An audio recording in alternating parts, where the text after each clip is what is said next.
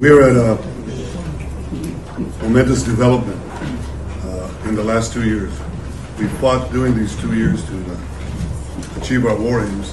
And the central one of these war aims is to return the hostages, all of the hostages, the living and the dead. And we're about to achieve that goal.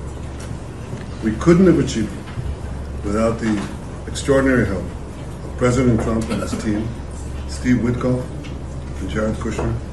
They worked tirelessly with Ron and his team, our team.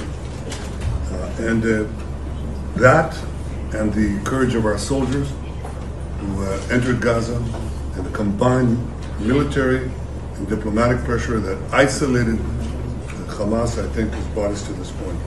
I want to personally thank both of you, Steve, Jared. It's been long hours.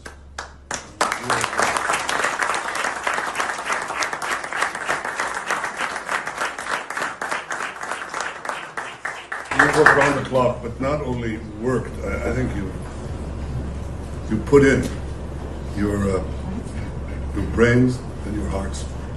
And we know that it's for the benefit of Israel and the United States, for the benefit of decent people everywhere, and for the benefit of these families who will finally get to be with their loved ones.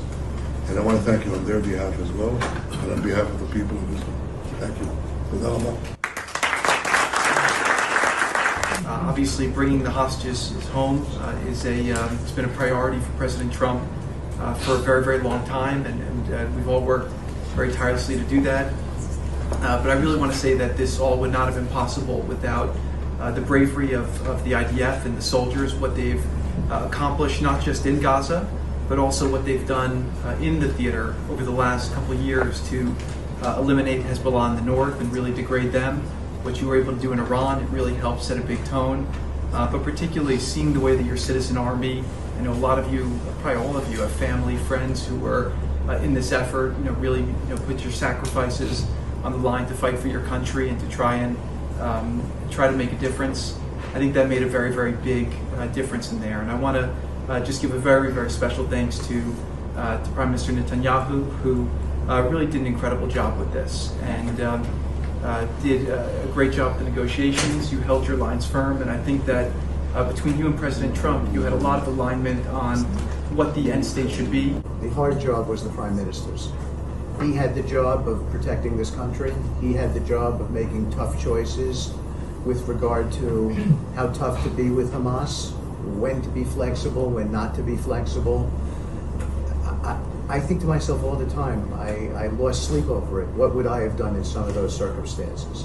There were times that I thought we should be more flexible, or your country should be more flexible. But the truth is, as I look back, I don't think we get to this place without Prime Minister Netanyahu playing it out.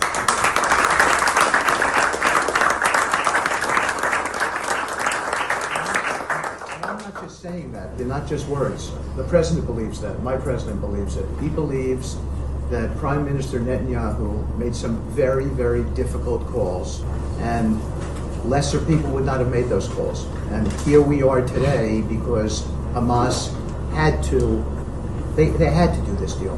The pressure was on them, they were backed up, and you've got the bigger army, you were making inroads, and that's what led to this deal.